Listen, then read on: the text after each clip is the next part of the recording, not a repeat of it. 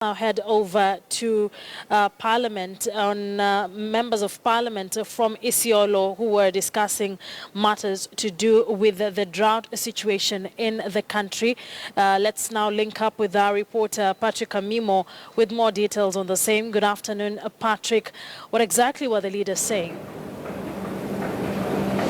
Thank you, Akisa. Indeed, as we are talking now, the country, at least 1.3 million Kenyans are affected by drought, and already an alert has been sent countrywide where almost 10 counties are affected by this situation, where livestock and human life is at risk, and it's a crisis. But in Parliament, at least Isiolo County Women MP Tia Galgalo has raised an issue because it happens that in 1998, 99, when we had the El Nino effect, there was a disaster risk management policy that was put in place, and it so happened that in June 2013 the National Assembly passed a motion to have this particular policy implemented by the Minister of Interior, but to date it appears nothing has happened, has come of it so far. Now, with me, maybe with the MP, I'd like us maybe to give us to share more of the insight to know maybe why she thinks that it's now very proper to on why maybe the Minister of Interior has not introduced this policy to date. Mheshimiwa, what's your take on that?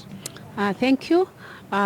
This policy is very critical because this policy clearly outlines prevention, preparedness, mitigation, recovery, and response on disasters.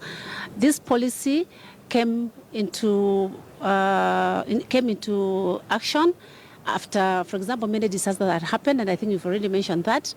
And for several reasons, to date, that draft policy has not come to Parliament. They are stuck in the Ministry of Interior and Ministry of Interior and the Coordination of National Government. And for reason, I would guess, is that disaster issues are done under different ministries, under different departments, and everybody is holding. Everybody want to control resources, everybody want to be in charge. But now that it's under ministry, I think it's critical that this policy is brought to Parliament, because if you don't have any policy framework, legislative framework, basically it's very difficult to raise even funds. Even response is a big problem because there's no guideline at all and principles to ensure that at least we prepare for disaster risk reduction. For me, I think it's lack of goodwill. For whatever reason, I think the Minister for Interior should apologize to this country. He's the first person who always goes to the media to ask Kenyans to be calm when disasters strike. But in his backyard, in his office, on his desk, there's a document that is gathering dust for now 4 years. And it's unfortunate when the president of this country is really committed to ensuring that all Kenyans are safe and that all Kenyans do not starve and get hungry. Then there's a minister who sits on a document that can unlock many things in this country. So for me, I think it's non-committal from his side, and I think they're sleeping on their job. And I'm sure he's working across with other officers in the ministry. I think this ministry they should wake up. They should not cheat Kenyans that we have a disaster policy or even legal framework. The most unfortunate thing is that in Eastern Central Africa, Kenya is the only country that does not have legal framework. Of course, lack of legal framework means a lot. Poor coordination.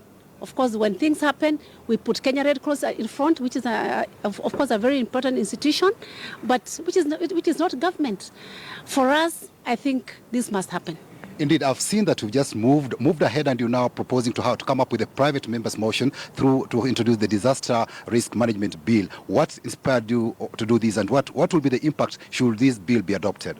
Of course, what inspired me most is that immediately I came to Parliament, I realized that disaster is across this country. And in my backyard that time, there was a disaster because several areas were submerged because of flood.